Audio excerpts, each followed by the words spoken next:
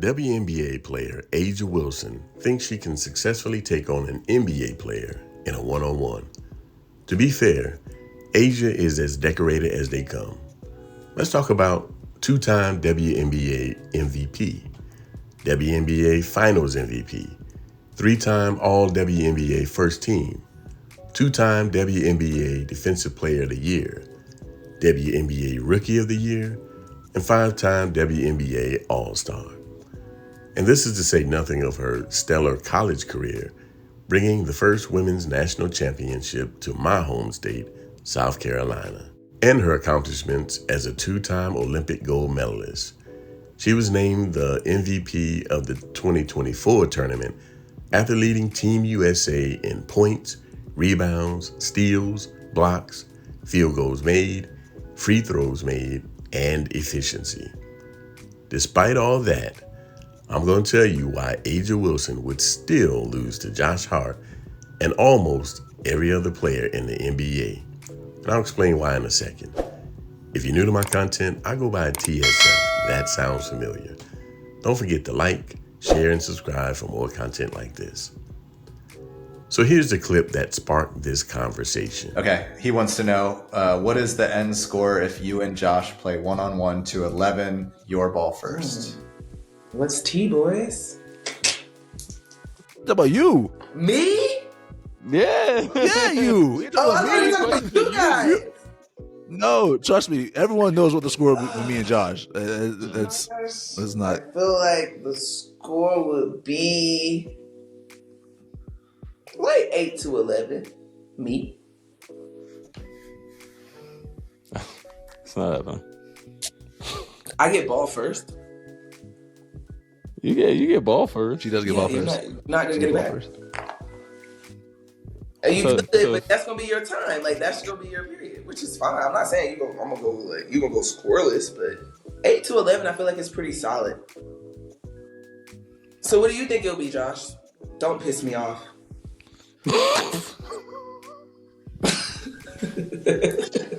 Do not piss me off.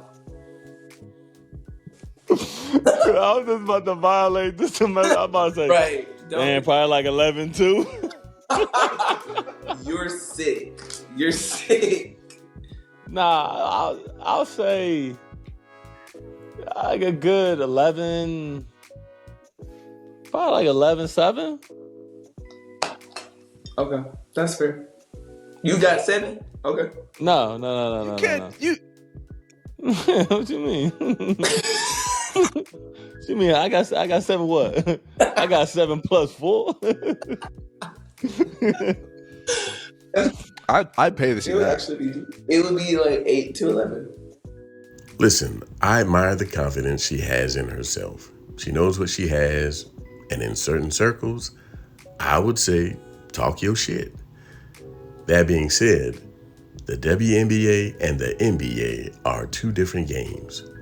Fundamentally speaking, the mechanics of dribbling, passing, shooting, defending, and rebounding are the same in both leagues, but they're played at two different levels.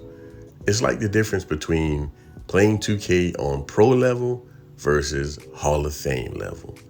And this is basically what Jeff Teague was saying on a recent episode of his podcast.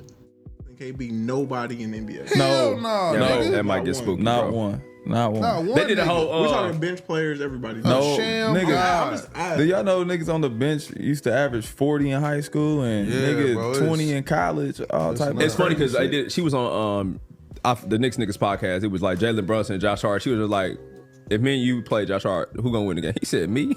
She's like 11-7. He's like me 11, right?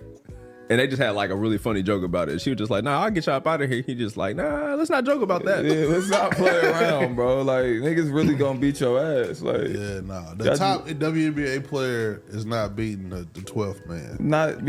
She's not beating a nigga in the G League. She's not beating a nigga in college. All right.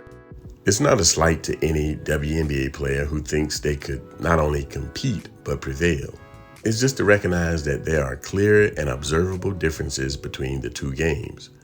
Again, if we're talking about skill set, I would take A'ja's skill set over someone like a Rudy Gobert, just tall for no reason.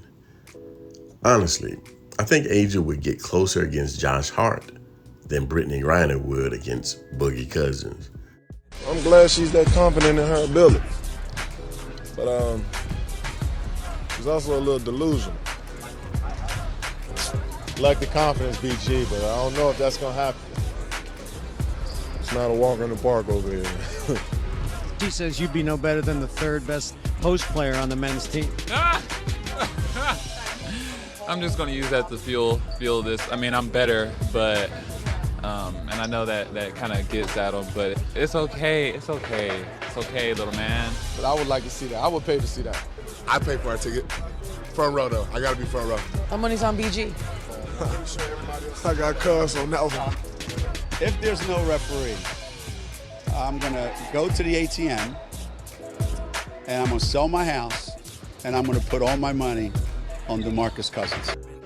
I think by the time all is said and done and she's finished painting her masterpiece, Asia Wilson will go down in history as arguably the best WNBA player of all time.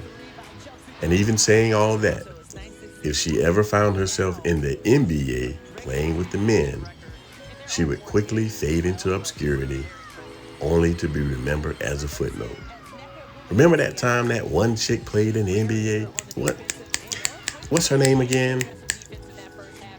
Let me tell you how that game of one-on-one with Asia and Josh would likely go. Asia can get to any spot on the floor against less athletic and smaller women. He's not going to let her get to whatever spot she wants to get to on the floor. She won't be able to establish any post position close to the basket where she can keep him sealed off from the ball. She's not shooting over him. She's not blowing by him. She doesn't have handles like that to where she can cross him up. All in all, it will likely be a frustrating experience for her. The best that she can hope for is for a high shooting percentage and several things to go her way, while also hoping that he has either a bad showing or doesn't take it seriously. With these conversations, some women take it as a slight, which it's not. It's just to say that we recognize there are biological differences. There's no baked-in misogyny. But there is a reason that there are two leagues. Considering if there were only one league, it wouldn't be fair to the females who wanted to get in. On average, men are far physically stronger than women. Sure, they can point to a few outliers, but when you have to go the outlier route to prove your point, you're pretty much admitting defeat. Listen, the women have a lead. They're getting some newer eyes on their product, and this is their time to shine. I love seeing Asia play and dominate. She's a beast on the court, and it's evident that she's also a leader in the locker room. Let me leave you guys with this. When you talk about special, it's in this locker room. I love each and every last one of you. Queen, we just met a couple weeks ago, but girl, you came in here and gelled with us like you've been with us since training camp. And those are the people that I love, because I'm very particular about who we let in this locker room. So first off, thank you. When it comes to the rest of y'all, the ones that we've been through everything with, I am so appreciative. I don't get any of this without my guards feeding me the basketball. So thank you guys, but I hope y'all know how much I love y'all, each and every last one of y'all. Y'all will never understand how much y'all mean to me, because these days where I hate being Asia Wilson. I hate it. But when I come into work and I see y'all smiling and I see y'all just happy, makes me who I am. And I am so grateful to have teammates like y'all, because y'all listen, I can go on. Y'all are just amazing people, and I love coming into work with y'all every single day. Because life is hard, we all know it is. But when I come into work and I see y'all, it changes my whole outlook on life. So I am so appreciative for y'all, because it's hard. We know it's hard, but I'm nothing without y'all, and I'm so grateful. And thank you so much. Never change, y'all. Never change.